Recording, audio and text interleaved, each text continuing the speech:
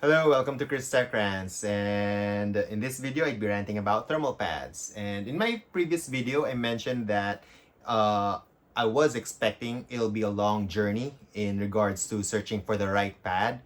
Well, I'm not too sure if it's the right pad, but this particular pad made me made me happy. So I was really impressed with its results. So this is, and the pad, by the way, is a Gelid Extreme thermal pad.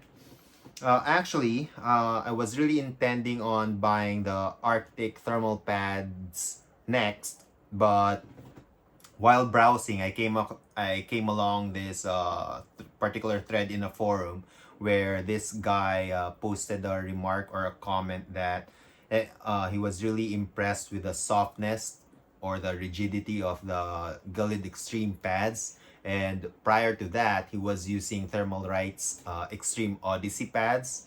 And that's pretty much the same scenario I was in before. Problem with thermal rights, they're really rigid, and same with Gelid Ultimate pads. So I was really curious with Gelid Extreme, so I opted to buy that one first. I just want to point out that you could use this video as a guide.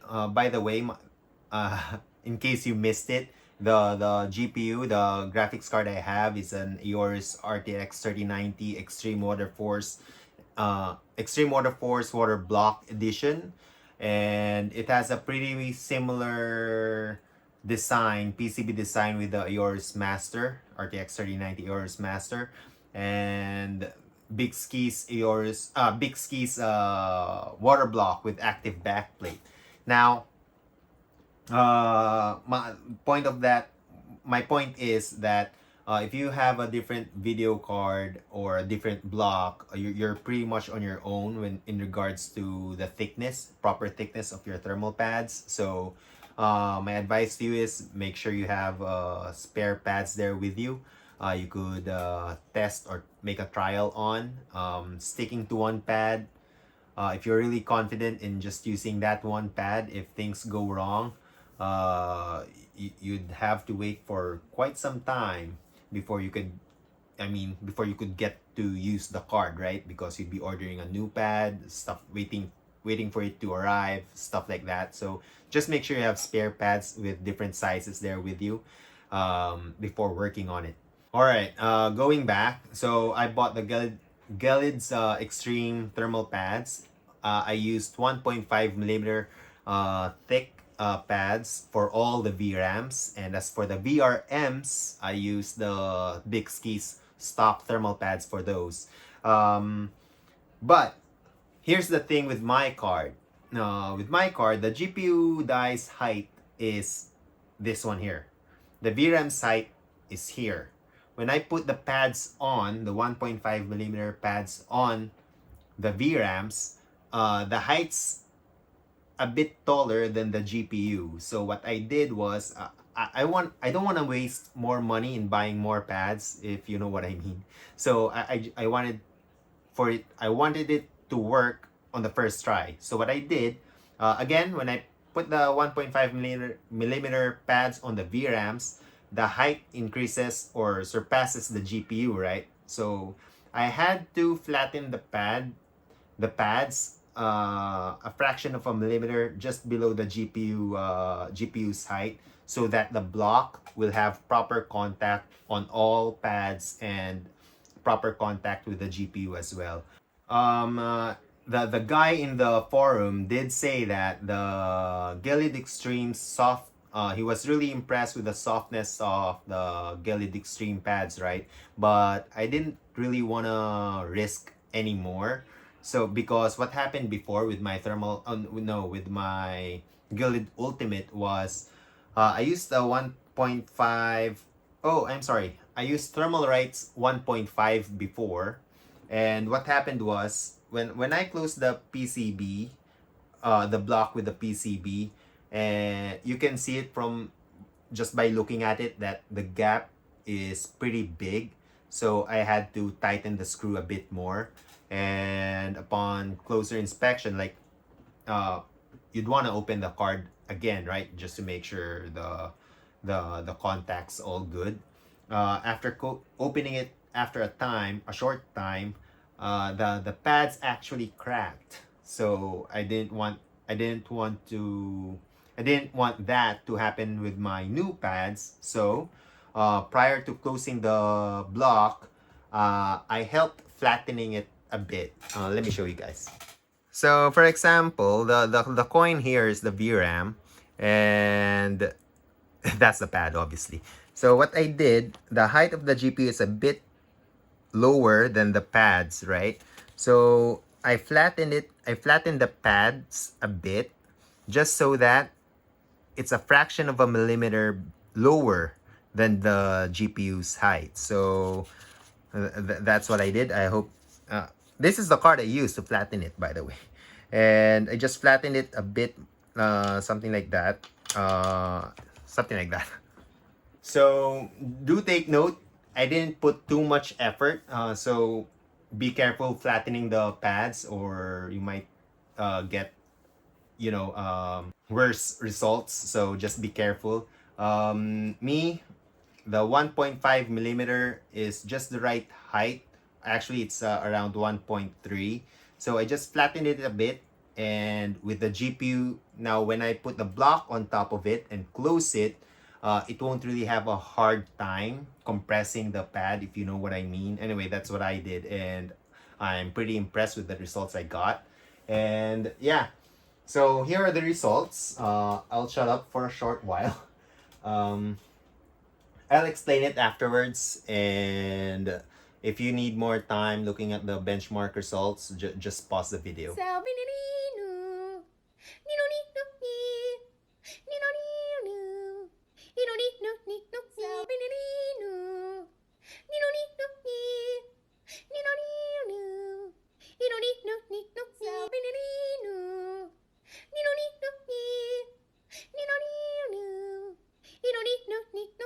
So those are the results, and things to note. The temperature results may seem inconsistent to some people, especially for those who are not following my videos. So do subscribe and watch my previous videos. Anyway, the temperature may seem inconsistent. First off, with Gelid Ultimate stacked pads, I was really hesitant in including this in the benchmarking results. Why? Because I stacked two different pads together, a 0.5 millimeter Gelid Extreme and 1 millimeter Ultimate pad. Why? If I used 1.5 millimeter Gelid Ultimate, I won't be able to, well, I will be able to close the pad with the block and the PCB, obviously, but I will have a very wide gap between the GPU and the block, and it won't do. So what I did, I used a 0.5 millimeter Gelid Extreme, a softer pad, and the 1 millimeter Gelid Ultimate.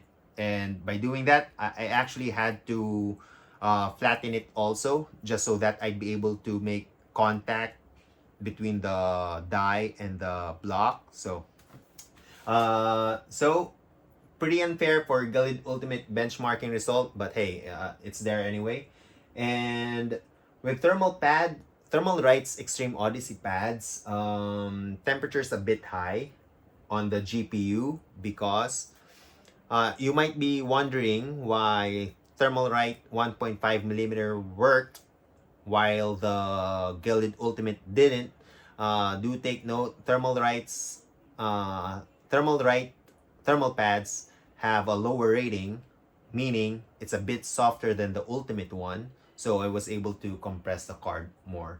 And next, for the BYKSKI pads, for the benchmarking, pretty straightforward for that.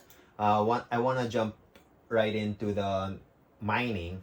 In mining, for BYKSKI stock pads, do take note that it got a 92 degrees Celsius VRAM temperature.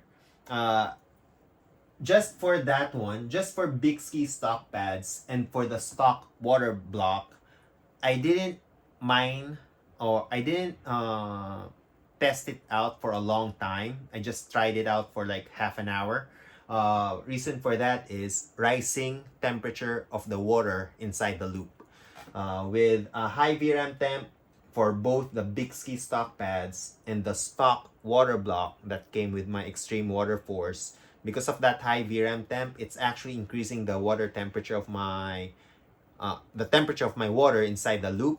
So meaning if left alone for a while, it'll take a while before it reaches its equilibrium before it reaches that. So eventually the GPU temperature will rise as well, and things will just keep on rising.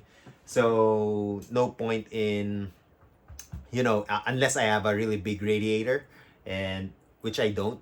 So I didn't really put I didn't really dwell in mining with these two pads. But for the Gelid and thermal rights, they were mining for 24 hours. So, and it's giving me real good results. Even for the stack pads for the Gelid Ultimate and Extreme, I was able to get 72 degrees in 25 room temperature, and 76 in a 30 degrees Celsius room temperature. For the Gelid Extreme pads, the new ones, I was able to get 58, I think. Yeah, 58 degrees Celsius for 24 hours in a 25 degrees Celsius room temperature though. And in a 30 degrees Celsius room temperature, 68 degrees Celsius for the VRAM. That's pretty impressive. Meaning this room here, and it gets pretty warm here in the Philippines, and with the air conditioning off and the door closed, I was only getting 68 degrees Celsius VRAM temps. And the water temperature only stayed at 45 degrees Celsius. Or no, 48 degrees Celsius for the water temperature. And otherwise, if I left the door open, the room temperature pretty much stays at 30 degrees Celsius. So I was able to get stable 64. If the door's open, 30 degrees Celsius room temperature, I'm able to maintain 64 degrees Celsius VRAM temps. I only said 68 degrees Celsius here, again, because the door's closed. There's not much ventilation going on inside the room, right? So that's the case. All right, to wrap it up, I hope you guys don't misunderstand this video. I'm not telling you guys to get 1.5 millimeter thick pads. That's not what I'm saying. What I'm saying is you better have spare pads there with you to try out, because you really have to be, you want to make sure it works properly, right? Especially if you have a different block or GPU, whatever.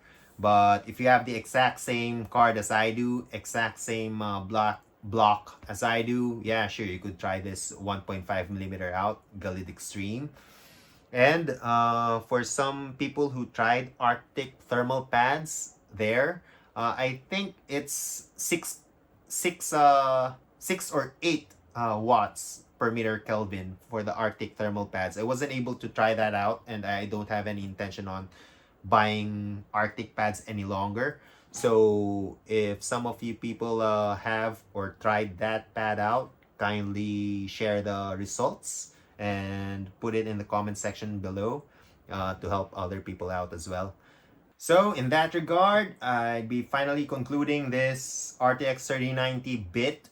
I mean, in regards to thermal pads, temperatures, I'd be concluding this bit.